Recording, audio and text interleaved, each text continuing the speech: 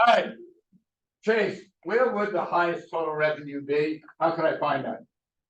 Hey, so I went on like the demand curve, and I looked where like demand is like the lowest down, because you've been making more. So, yeah.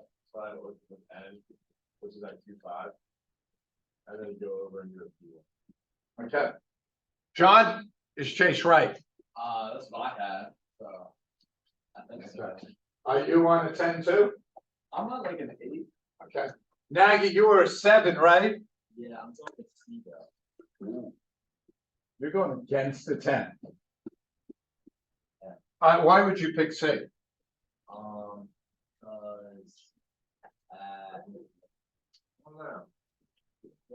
All right. I'm not confident like I want. Okay. E, Manuel. Yeah. You raised your hand like Corbin. This is how school works. Yeah. My thinking as to why I actually agree with you. What did you pick? I picked C. Okay, what? Because the price effect is that more output is sold as price falls, and monopolies are incentivized to sell as little as possible. Yeah. All right, what are they asking here? What do they want? They want total revenue. Okay, so where is total revenue at its highest?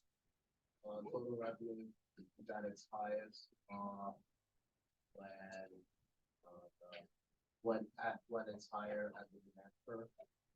What do you mean? Here? No, that's when profits the highest. Here? Well, Here? no, it wouldn't be higher there because now they make less money.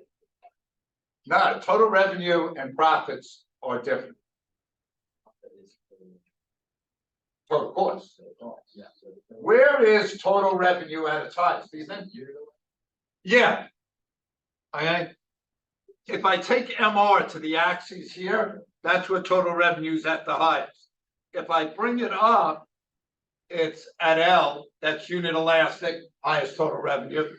So it's P3, Q3. Someone had it. So it is going to be C.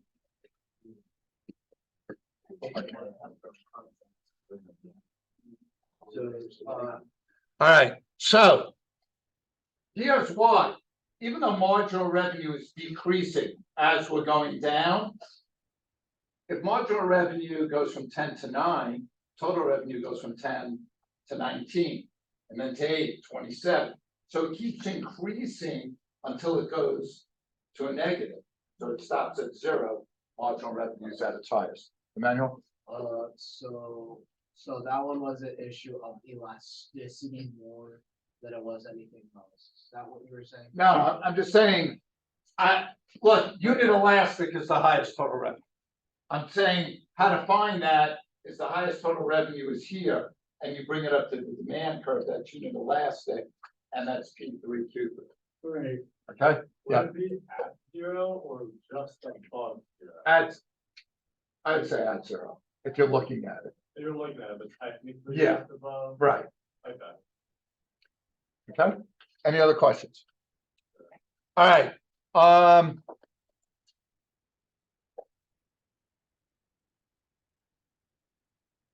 What do we think? Who could we? Oh, thank you, Mr. Nagy, for volunteering. That was very nice of you.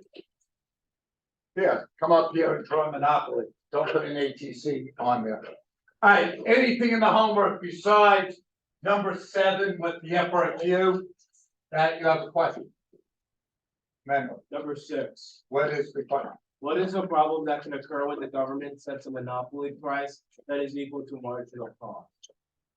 The monopoly could lose money and therefore have to exit and go out of business. Could there also be shortages? No. All right, if you're losing money. Caleb, could you just read the question, please?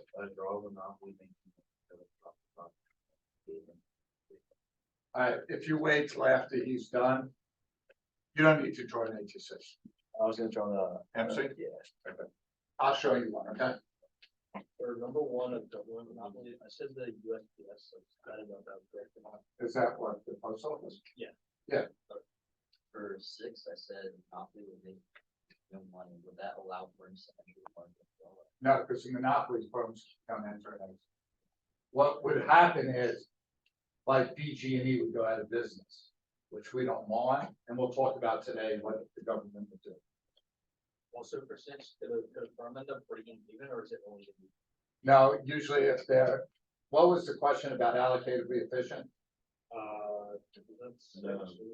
What question was that? What was six? 6 was, what is a problem that can occur when the government sets, monopoly prices equal to marginal cost? Yeah, when you do that, you risk losing money and going out of business. Can you break even in that case? You usually don't. Good. You're pretty good. All right, now. You're pretty good.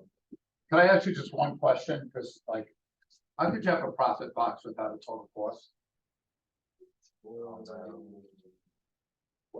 That doesn't exist. Otherwise, you did a good job. Okay. All right, now. They asked you to make or lose money on this way in the FRQ. Negative economic. All right, when I'm drawing negative economic profits, the whole ATC has to be above the demand, okay?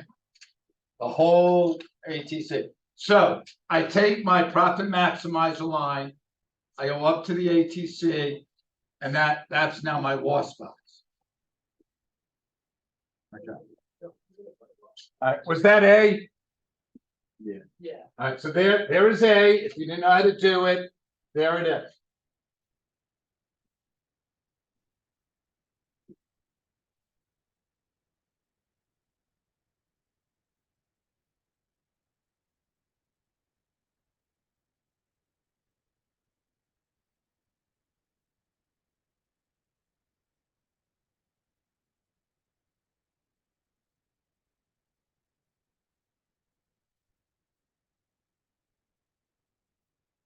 All right, what's B? Go, Manuel. Is the dead weight loss, I said yes, dead weight loss would, no, I said no, dead weight loss would not change because monopolies are not. All right, what did they ask them? Will the dead weight loss change if AirCab were to earn positive economic profit because of a decrease in fixed costs? Okay, so a decrease in fixed cost is gonna shift which curve? Anyone? ATC? Okay, ATC. So, and then they're gonna say it's gonna make positive profit. Yes. All right, so I'm shifting my ATC down here. So I'm making positive profit now. The dead weight loss change. No. So dead weight loss is not gonna change. The reason is, the only thing that will, is MC equals MR did not change. So the only thing that's gonna change dead weight loss, is MC equals MR changes. So there's gonna be no change in dead weight loss. Does it have anything to do with fixed cost? Yeah, well, fixed cost doesn't shift MC, it just shifts the ATC down. Right. Okay, In part doesn't affect the weight loss. correct. All right, Deb, what's the next question? I think we'll add the, assume the cross price elasticity of demand. No. What's number 3? Is that number 3? Yes. All right, cross price. By the way, sorry, Deb, No, that's not. That's cool. what's 3? Which of one best achieve the obvious? Oh, okay. Tax, free attack, for units up to you. Because we're trying to get to allocated efficiency, right? All right. Ben, do you remember where allocated efficiency is? Where it meets demand. Where what meets demand?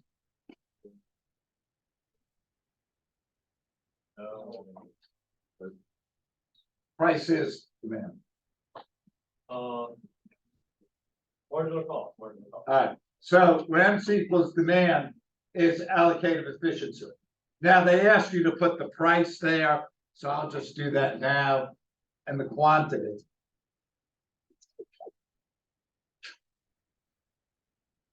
Okay, now. Mitch, what's the first option they give you to try to get to allocated efficiency? Don't they have like, Yeah. all right, Mitch, would a lump sum tax get us from monopoly price one to allocated efficiency there? No, a lump sum tax is gonna just affect the ATC. It's gonna move the ATC up. It's not gonna affect. Jack, what's the second option they give you? Per unit tax. All right, Jack, what would a per unit tax do in this? Shift and see what it does. Is that gonna help? Is that where we wanna go? No, we're trying to go to the right. Okay. Tina, what's the third option? All right, what's that gonna shift?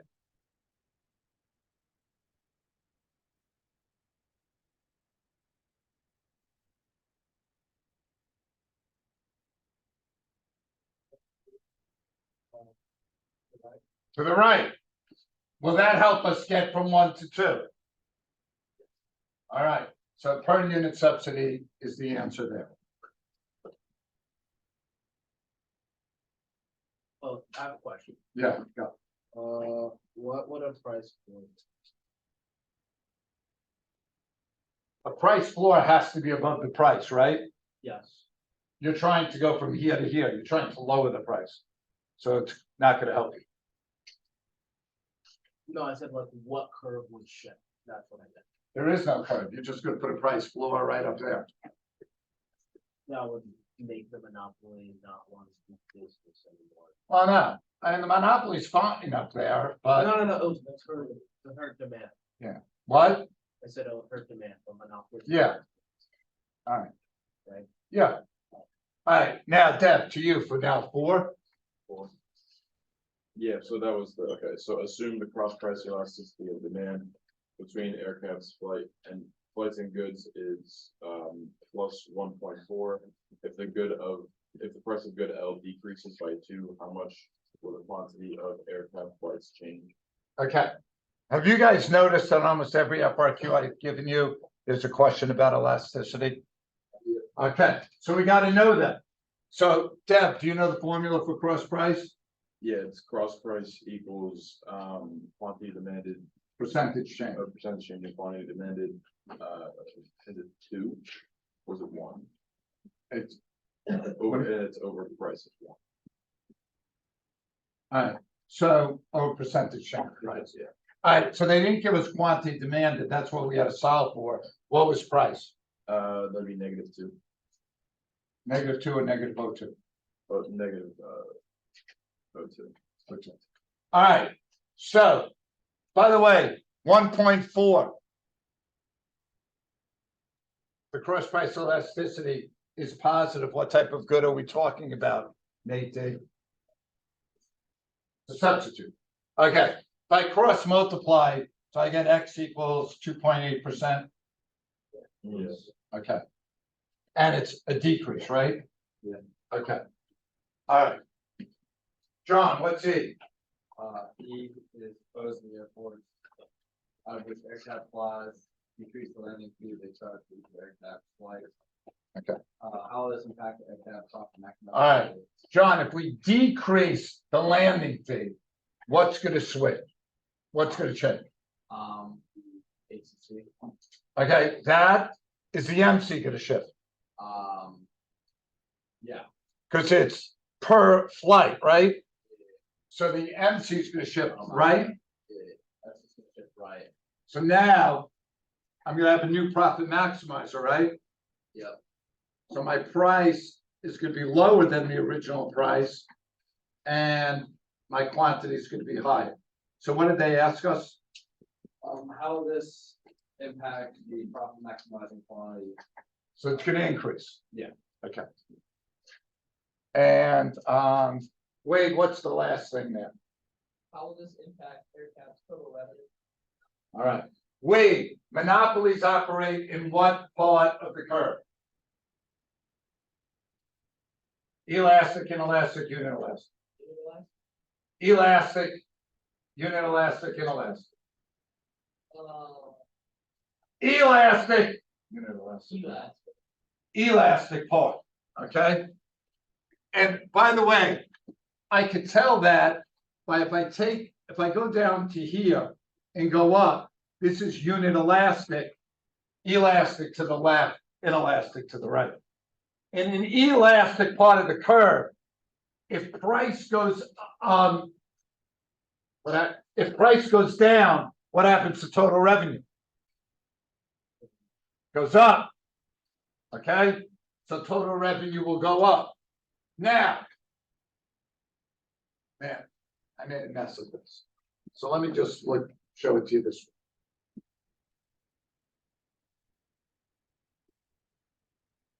way. Okay, here. Here's my price, here's my quantity. We shifted MC to the right, right?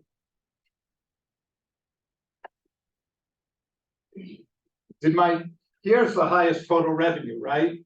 Where MR hits the axis. Did I move closer to the highest total revenue? From here to here. I did, right? I started out here, I moved here, that's the highest total revenue. So if I move closer to the highest total revenue mark, total revenue is increasing. Just in case you forget about elasticity. All right, any questions on the FRQ part? You guys are good? Okay, I'm gonna collect them after the quiz, because maybe you'll use some of it to study for the quiz. I'm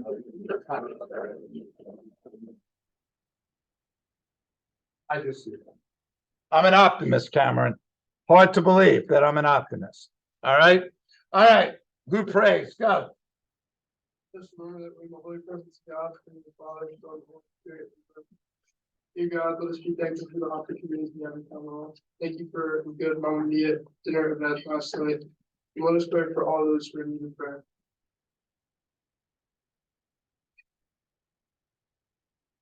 Amen. St. John Baptist to us out. Right. Did your mom go to the Mama Mia dinner? Good. Did she cry? I think so. Good. Until last one. Good. So last one? Yep. That's being optimistic. Maybe you'll be back for another year. I like you. I'll take you again. All right. People said they want to look at consumer producer surplus, deadweight loss, and monopoly. We'll try to do more graphing at the end of the week. I thought we did a lot of practice problems. We'll do some more tomorrow. And then we'll talk about a natural monopoly today. We did this, right? Yeah. All right. Here's where people want me to go over, so I will. All right. MC equals MR, up to price. Same rules, above price, below demand. Consumer surplus, below price, above supply, producer surplus. Deadweight loss. Now, deadweight loss is with a profit maximizer, up to demand, down to the MC curve, that little triangle, okay? So the only way to change deadweight loss is some effect on MC equals MR. And you rarely, if ever, see MR getting manipulated. I mean, MR, you really need a demand shift. And maybe price discrimination, I'll show you later, okay? Any questions on the consumer producer surplus? Or someone had a question on it? We probably went with it fast yesterday. Above the price, below demand, below the price, above supply. Okay. Okay. All right, Mr. Nagy, do you remember where allocatively efficient is? It's where MR means MC. No, that's profit maximizer. MR equals MC. Allocatively efficient? Do you want to look here and maybe will it trigger your memory or no?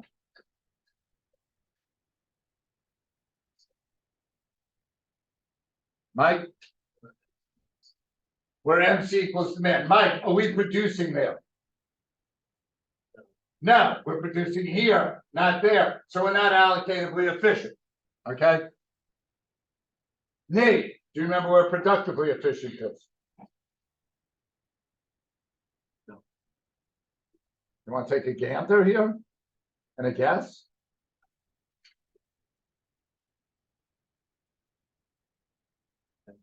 Okay, go. Is it where MC crosses at one?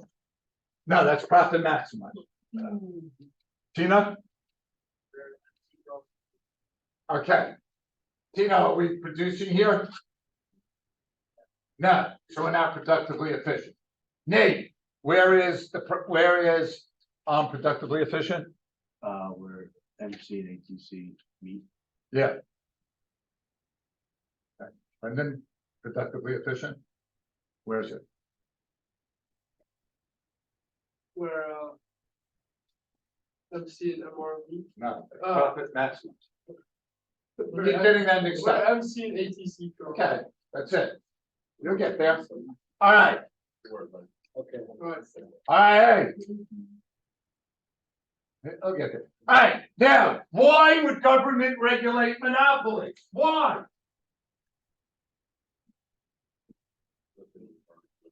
Yeah, so PG&E isn't charging whatever the heck they want. So to keep the prices low. You okay? Yeah. I know you're hunting to find where we are, right? You good, Terrence? Oh, yeah, yeah, where are we in the? Yeah, I knew that's what you're trying to do. Yeah. You're good now? Yeah. Okay. All right. All right, they want to keep prices low. Now. Who, was it you? Who had me on was it you yesterday with this Sage? That we Yeah, did? yeah. Did they send that out? Yeah, they did. Oh, I don't think she realized what? that's it, Siege, but I don't think really. Yeah. No one knows who the Sage is. Yeah. All right, if you lowered prices, Sage would have to be more efficient. Because they still want to make money. So part of it is government lowers prices to make these places more efficient. The third, now, Ben, how do they regulate? I don't know. Neither do I. I guess we're gonna have to wait for Chase. I don't hear They use price ceilings. All right, now. Why? Like last class, someone said, why don't they tax them? Because then government would make money. Why don't they tax monopolies?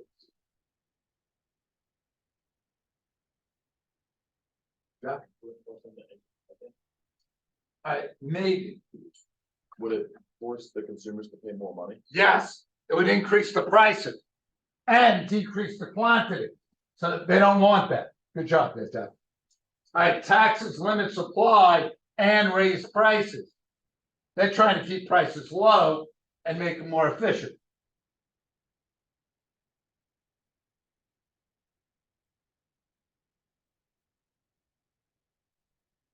Once in a while, a crazy politician will say crazy. All right, so they're socially optimal, which is the same thing as allocatively efficient, where MC crosses demand. Now that says P equals MC, but DARP is D equals average revenue equals price, so MC crosses demand. Or fair return, which is ATC crosses demand, zero economic profit. Those are the two options government has. Or let them do the profit maximizer, which, you know, is pretty hard.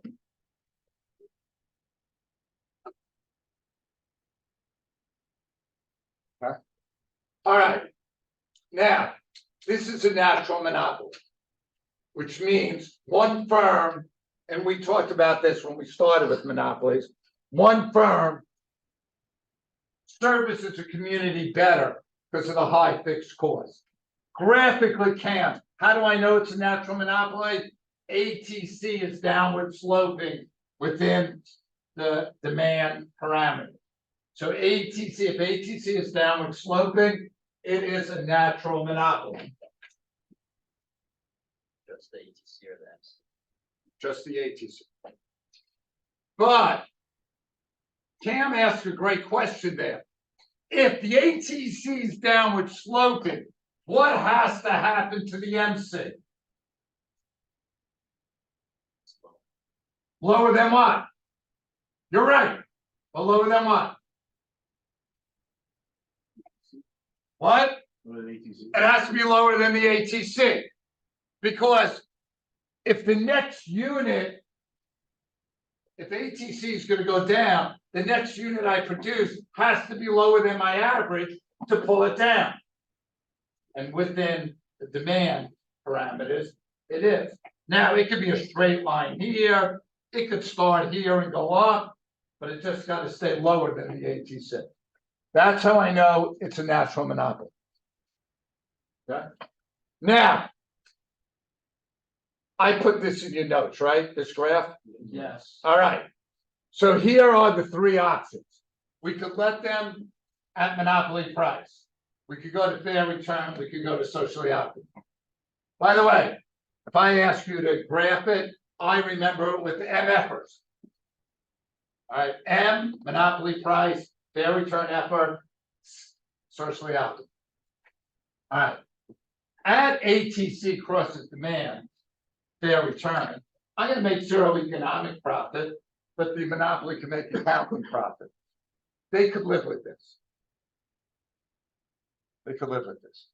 Chase, at socially optimal, is the monopoly making money, losing money, or breaking even?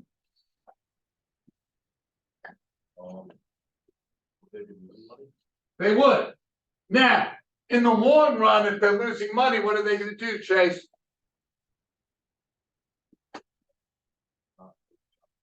They're gonna exit. Now, if BG&E exited the market, what would happen? Yeah, you'd be happy we went out of school. But anyhow, so what do you think government does to prevent the monopoly from exiting? Who said it? They're gonna subsidize, okay? Who in the end pays for subsidies? Taxpayers. All right, so just going over that because we covered a lot quickly. They have three options. They're not doing the unregulated. So they really have fair return to socially optimal. Here, zero economic profit, normal profit. Yeah, it's fair because they could still make accounting profit. If they really want to get the prices low, the danger here is you're losing money and the government's gonna have to subsidize it. How are they, like, I guess I never really understood this. How, if like price slightly decreases, but quantity slightly increases, how is it that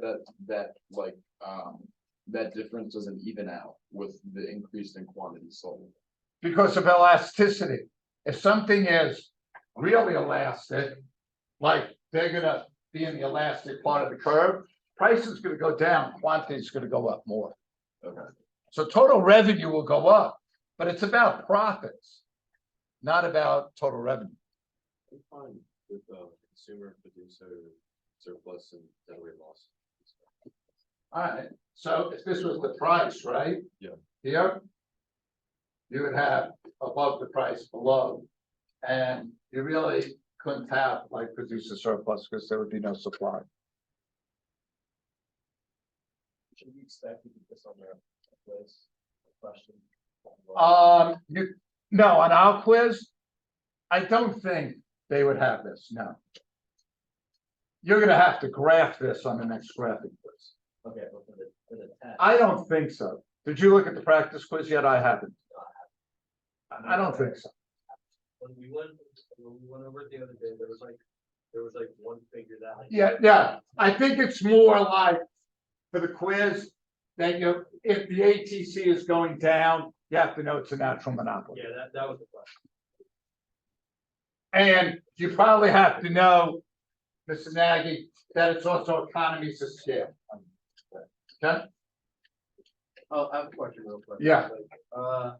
Did you put QSL on the thing?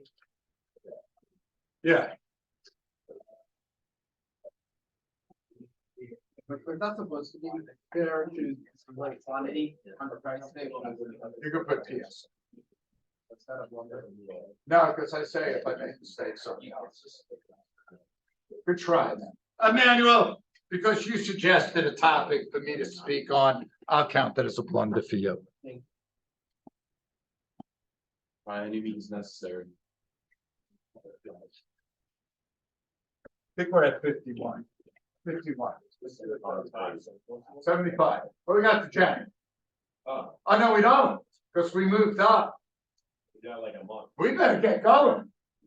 22 more. Yeah. All right. Perfect price discrimination. All right. That's selling the same product to different buyers at different prices. Now, I gave some horrible examples here, so ignore them. The example that I think you best could relate to is college. If all of you were going to Duke, would you all be paying the same price? No. No. Okay, same product, Duke education, but sold at different prices. All right, that is price discrimination. Right, and colleges do it, right, based on, so each consumer is paying what they're willing to pay. So if I could afford 50,000, I'm paying 50,000. Karen might be paying 30,000, Mitch might be paying 20,000. What is the consumer surplus going to be in this model?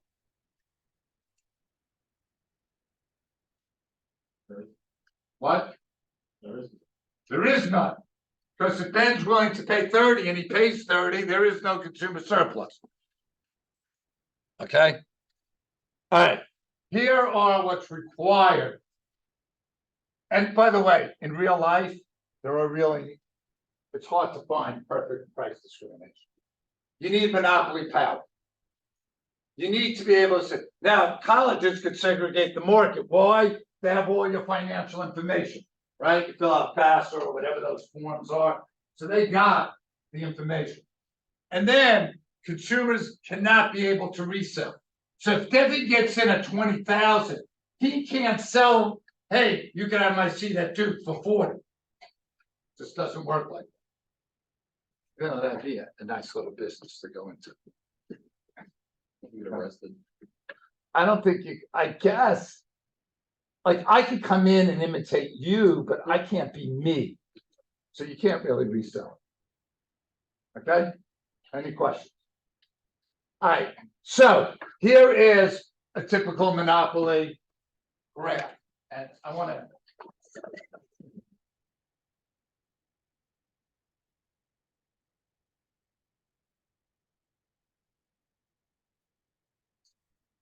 All right, so I want to just do one thing on this monopoly.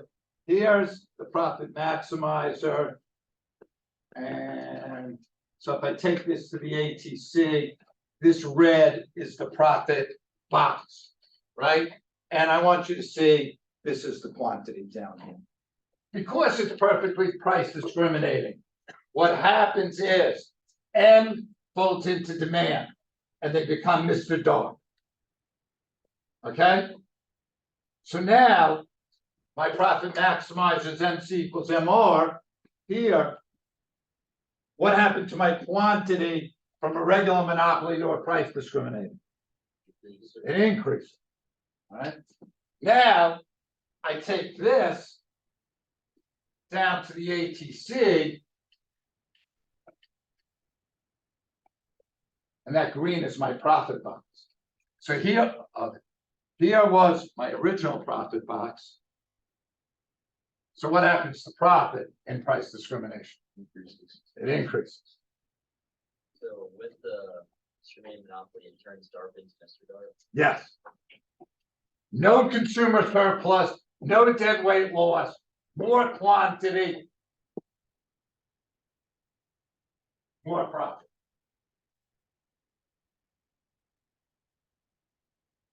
Any questions on either a natural monopoly or price discrimination?